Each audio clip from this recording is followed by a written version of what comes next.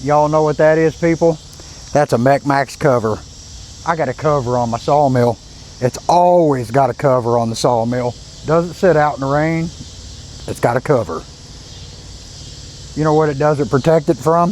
If you look back about a month or two ago, it got hit by a tree.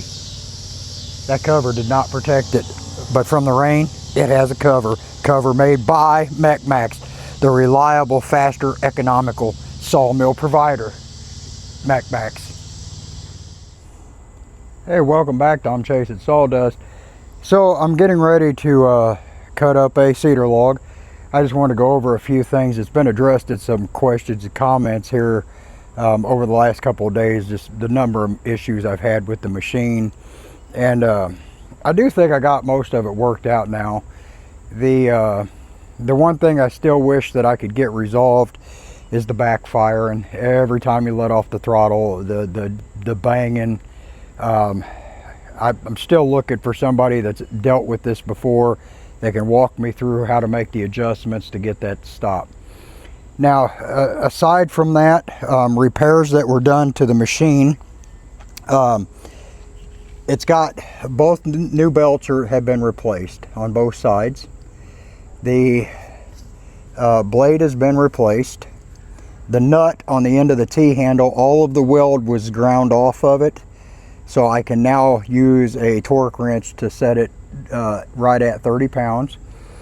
The guides were completely undone, cleaned out, and then readjusted so that they're in place to support the blade correctly. I did remove, for now, the yellow tray, the guide safety tray down there. I did go ahead and take that off for now. I am going to put it back on.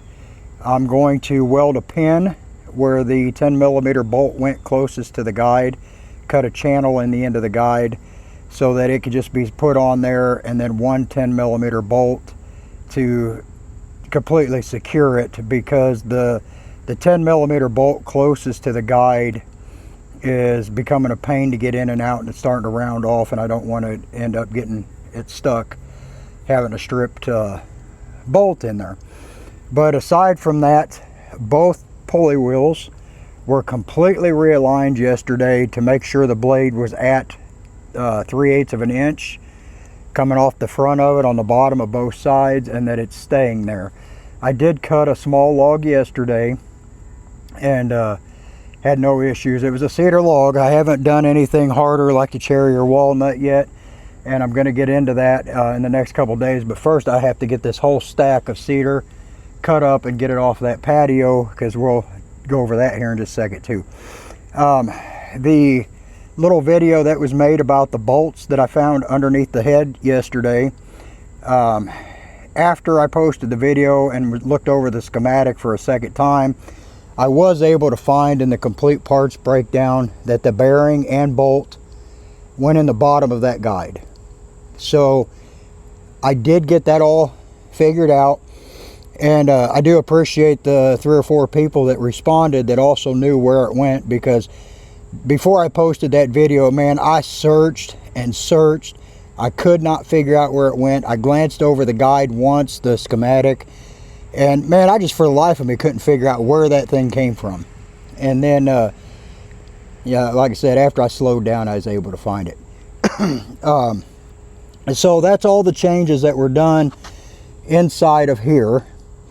I'm still going to cut out the little bars on the end of the exhaust chute over there for the sawdust, because those things are just getting plugged up non-stop and backing all the sawdust up in here.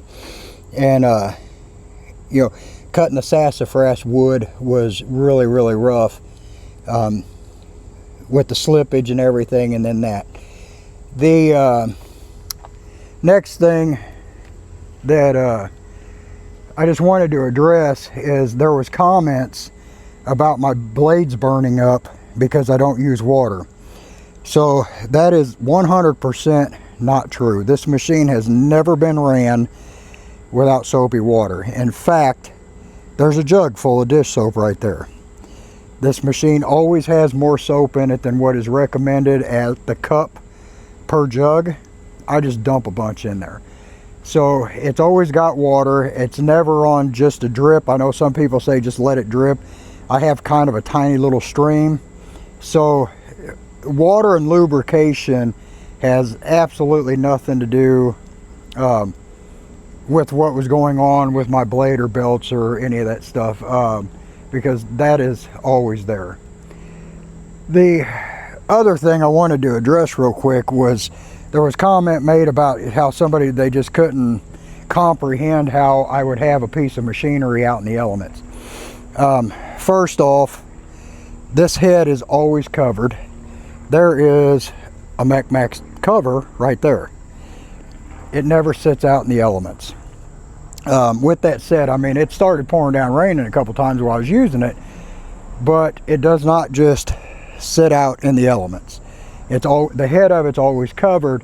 But the other thing is, this is a sawmill and it's made to be outside. It's a piece of machinery, and there's no rule that these things have to be covered up.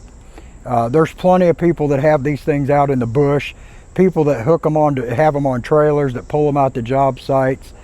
So whether or not this thing is getting rain on it is pretty redundant, because this isn't a mattress or something you want to keep dry. But with that said, it is 100% covered. The head is, anytime it's not in use. But again, with that said, all of these big logs over here, all that pine and poplar is studs that are going to be cut, because we will be framing in all the way down to the other end of that building, which is just past that fence down there, and a lean-to will be built over all this to store the wood in here for to help keep it drier. We're also going to build a hybrid kiln, which will be solar with auxiliary heat dehumidification. The sawmill itself is going to end up being turned into this direction here, and the lean-to will just come down and cover it up. But aside from that, the machine, this is all within the last couple of months, so this is something else too to keep in mind. When you start a new venture, you don't have the best of everything unless you're funding all this in some other way. But this machine, I paid like $3,000 or $4,000 for it. I quickly learned I did not have the capability to move logs right, so we ended up buying a trailer and a couple of 9,000 pound winches and the hardware to be able to pull trees from hundreds of feet in the woods out to the trailer to get them loaded up. That was a lot of work, manual labor. So then we ended up with this machine. That's another $10,000. And then we had to buy a couple other attachments for it, because I have to do other stuff with it to help pay for itself, other than just have it sitting in my yard, because other than that, I really have no other need for it. We've also purchased a dump truck that helps us not only haul logs here, but I can offset it a little bit by hauling gravel for other people as needed. The other expense we've ran into is by purchasing the skid steer. In order to get it here, we had to buy an equipment trailer, which a couple more $1,000. So the expense of even getting all this set up and operable to where it needs to be for us to be able to use it to make the lumber that we need for our signs, there's been a hell of an expense in the last couple of months. So again, I'm not in a big hurry. Not that I need to explain this to anybody, but I'm not into a big hurry to worry about building the shed over this, because I first off got to get wood cut to have it ready for signs. I can start getting it dried out. Once that's done, I'll start cutting those logs back there into studs, and then we can start building this, and everybody will be happy because it'll be underneath under a roof at that point in time. But as far as right now, the machine is working great. Like I said, I used it last night for about 20 minutes or so, cut up a cedar log, and I'm getting ready to use it to zip through as many of these as I can here in the next couple of hours.